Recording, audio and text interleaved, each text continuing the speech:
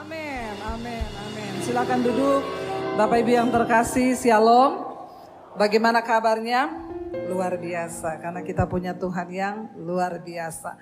Iya, hari ini saudara kita akan sama-sama mendengarkan firman Tuhan. Mari kita buka Mazmur 34. Tadi pagi saya sudah menyampaikan ini dan masih bersambung. Iya, tapi kita percaya bahwa Tuhan itu Tuhan yang luar biasa, firman-Nya selalu baru. Kenapa kita mengambil contoh dari Daud? Ya, Mazmur 34 ini ditulis oleh Daud ketika dia ditangkap oleh Raja Filistin waktu dia melarikan diri. Tadi pagi saya sudah membahas, nanti saudara bisa lihat di live streamingnya aja. Kenapa kita perlu meniru Daud? Karena Daud itu orang yang luar biasa. Penderitaannya, imannya, bahkan komitmennya untuk mengikut Tuhan itu luar biasa. Dan kita tahu bersama kitab Mazmur ini penulis terbanyak adalah Daud.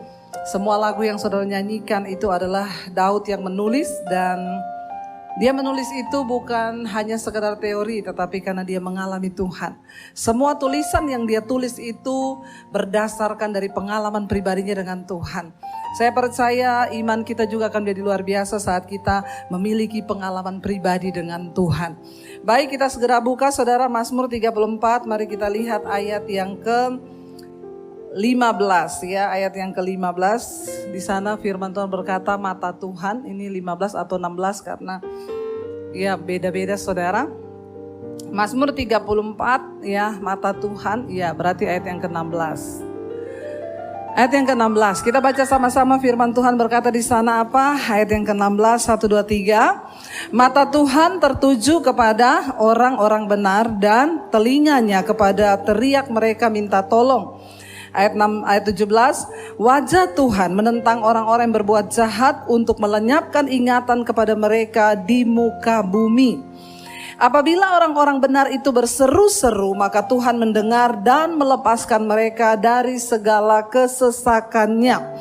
Firman ini dengan jelas berkata, mata Tuhan tertuju kepada orang benar dan kepada teriakan mereka meminta tolong. Berapa banyak yang rindu mata Tuhan tertuju kepada kita, saudara? Saya yakin percaya kenapa saudara datang ke gereja hari ini untuk beribadah, karena saudara rindu mendapatkan sesuatu dari Tuhan. Buat apa kita datang beribadah atau mengikut Tuhan kalau kita tidak memiliki jaminan untuk memperoleh sesuatu?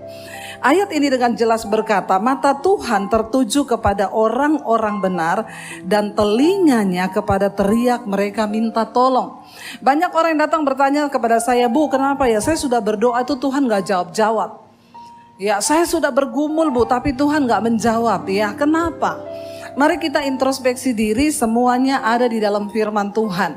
Mata Tuhan tertuju kepada orang benar. Kalau begitu saudara, bukan soal doanya, bukan soal apapun. Alkitab berkata doa orang yang benar itu besar kuasanya.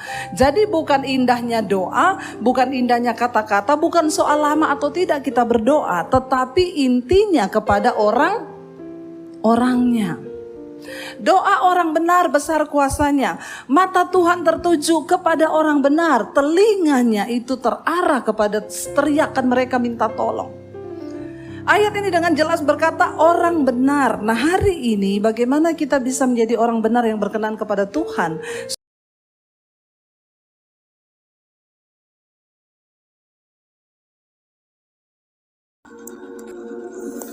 Salam saudaraku yang dikasihi Tuhan Yesus Kristus. Kita mau sama-sama belajar mengenai firman Tuhan yang berada di dalam Lukas pasalnya yang ke-6 ayatnya yang ke-46 sampai ayat yang ke-49. Begini bunyi firman Tuhan, judul perikop dua macam dasar, ayat yang ke-46. Mengapa kamu berseru kepadaku, Tuhan, Tuhan, padahal kamu tidak melakukan apa yang aku katakan? Setiap orang yang datang kepadaku dan mendengarkan perkataanku serta melakukannya, aku akan menyatakan kepadamu dengan siapa ia dapat disamakan. Ia sama dengan seorang yang mendirikan rumah, orang itu menggali dalam-dalam dan meletakkan dasarnya di atas batu. Ketika datang air bah dan banjir melanda rumah itu tidak dapat digoyahkan karena rumah itu kokoh dibangun. Ayat yang ke-49, Akan tetapi barang siapa mendengar perkataanku tetapi tidak melakukannya, ia sama dengan seorang yang mendirikan rumah di atas tanah tanpa dasar. Ketika banjir melanda rumah itu, segera rubuh dan hebatlah kerusakannya. Saudara yang dikasih Tuhan, saya memberikan tema yaitu dasar sebuah kehidupan. Saudara yang dikasih Tuhan, apapun yang ada di bumi ini sangat bergantung dengan dasarnya. Sebuah bangunan sangat ditentukan oleh kualitas fondasinya. Sebuah pohon sangat ditentukan oleh kekuatan akarnya, dan kualitas kehidupan manusia juga sama, karena sangat ditentukan oleh dasar imannya, dasar keyakinannya, dasar kepercayaannya. Karena jika dasarnya kokoh, maka apapun yang terjadi di atasnya, dia akan tetap berdiri teguh karena memang dasarnya sangat kuat. Nah, melalui ayat pembacaan kita kali ini, bahwa Yesus sendiri menggambarkan suatu ilustrasi tentang kehidupan ini. Yesus menjelaskan bahwa hidup ini pasti akan diperhadapkan dengan badai persoalan kehidupan, tetapi intinya bukan bagaimana caranya kita menghindari masalah, tetapi Yesus mau mengajarkan bagaimana kita dapat menghadapi setiap badai dan gelombang kehidupan dengan memiliki kekuatan iman kita.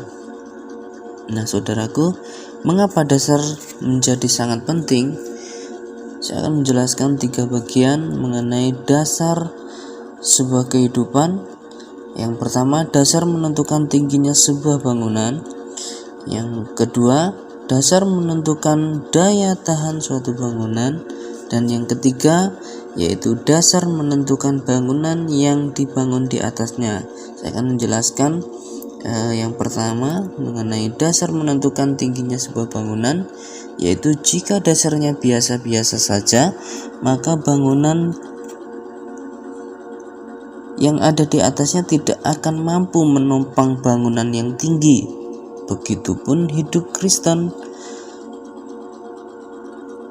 Kalau dasar firman Tuhan yang membangun hidup kita begitu kokoh dan begitu kuat, maka kita senantiasa akan naik lebih tinggi dalam iman kita, sehingga hari demi hari kita akan melihat kuasa Tuhan, dan kita akan melihat perkara-perkara besar Tuhan kerjakan dalam kehidupan kita. Tetapi sebaliknya, jika dasar kita rapuh, maka kita akan menjadi lemah, dan jika kita lemah, maka tidak mungkin kita akan dapat membangun sebuah bangunan yang tinggi. Dan dasar yang kedua yaitu dasar menentukan daya tahan sebuah bangunan, yaitu semakin kuat dasar sebuah bangunan, maka akan semakin kuat juga bangunan itu menghadapi badai dan topan. Jadi, waktu dasar kita berpijak untuk teguh dalam firman Tuhan, naik lebih tinggi dan semakin lebih dekat lagi dengan Kristus. Tetapi begitu juga dasar kehidupan firman Tuhan, kita lebih kuat, maka daya tahan kita terhadap masalah, persoalan, dan tawaran dunia juga menjadi begitu kuat, sehingga jalan hidup kita senantiasa menyenangkan hati Tuhan. Dasar yang ketiga yaitu dasar menentukan bangunan yang dibangun di atasnya, yaitu jika fondasi atau dasarnya kecil, maka harus ditentukan bagaimana seseorang membangun fondasinya. Jika kita akan membangun sebuah bangunan yang besar, maka kita juga harus membuat fondasi atau dasar bangunan yang besar. Jika kita tidak serius dalam membangun fondasi atau dasar kehidupan kita, maka dalam kehidupan kita juga tidak akan pernah melihat dan mengalami perkara-perkara yang besar bersama Tuhan.